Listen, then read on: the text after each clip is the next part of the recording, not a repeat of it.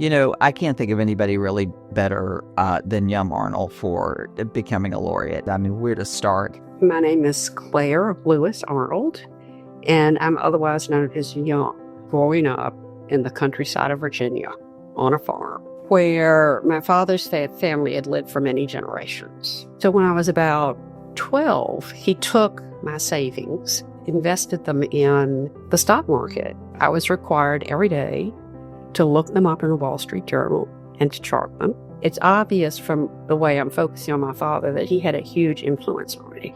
We never stopped having responsibilities, which I think having responsibility from a very early age, it gave me a real appreciation for the value of work.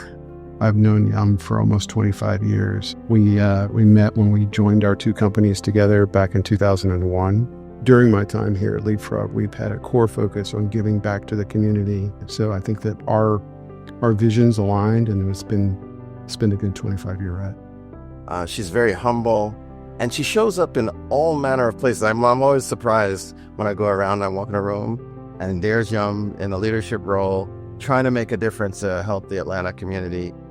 I ended up here through a circuitous journey that I never would have imagined. When you look at her leadership and think about having young students, especially young female students, look at her career, I think she's inspiring.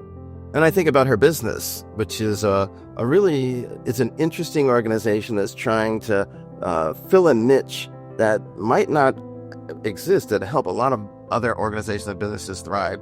Ross and I had a deal. He started investing in businesses. And so our deal was that I would keep food on the table and the mortgage paid while he got started.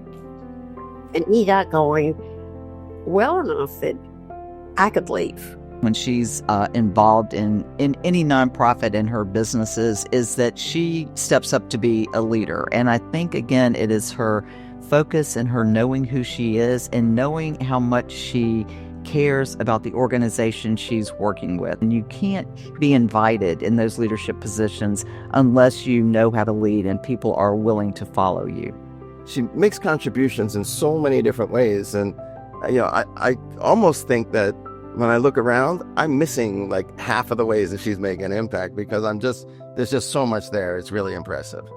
Atlanta has more than enough in every cultural, art, sports, entertainment than you could ever do. She has been on the Woodruff Arts Center governing board, which is where a lot of decisions get made.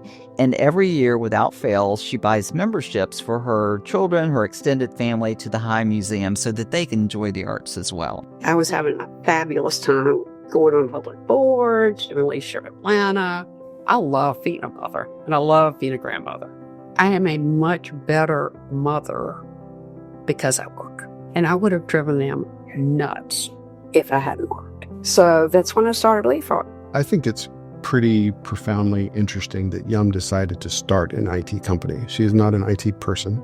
She just saw a market problem. She noticed that they really didn't have any strong IT support. And so she just decided that she was going to start a company to do that without direct knowledge of how it would be done. So her leadership style and her strategy is find the problem, figure out a solution, and then find the people that can help solve that problem. So, and I had met this wonderful man, Andrew Filer, who was in my Leadership Atlanta class.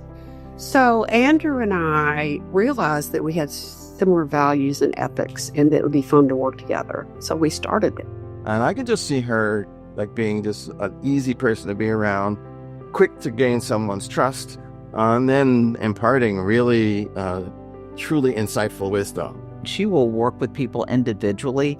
And I think the, cliche, meet them where they are. And when they see what all she's done, what all she's achieved, how she's worked for years and years and years and tried to make things better in this community, they're not only inspired, but they think, they see it. They think that they can do it themselves. She's not hovering over your shoulder. She likes to find good people, give them a path or a mission, and trust them to execute on that. You may not know, but Yum's a bit of a prankster. So she I think she got that from growing up with brothers. It makes her much more approachable and more like a real person. When I was a professor, there was always one or two people in class who were very quiet. I call those students my silent assassins. Yum has many of those characteristics, and she can walk into any room with any people, and she will at least be their equal. I think when you look at her as a woman leader, you're very inspired, but then you just step back and say, look, she couldn't have done any of this if she weren't just a great leader, period.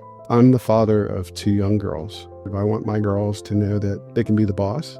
They can make an impact. I think that Yum's a good example of what's possible. One of the first things is that she's just so warm. She's like a southern warmth and hospitality. So she is, again, this big leader doing everything. And at the same time, every Christmas, she makes this incredible eggnog recipe in this gorgeous bottle with the red wax seal. And every year, she surprises me with it. Every holiday we get there, and there's a little bottle at our door. It's wonderful. Really sweet. Because, this powered woman, and then she just shows up in my backyard, and she just hands it to me. I'm like, oh, my God. It's just really just a tremendous privilege to know her and to have had a chance to work with her. I love the heart and the soul of this city. It's been my adopted home for the better part of 55 years. To be inducted into the JA Business Hall of Fame is a huge honor and completely humbling. Congratulations, Yum. It's my honor to welcome you to the Junior Achievement Atlanta Business Hall of Fame Laureate Society. Welcome, my friend.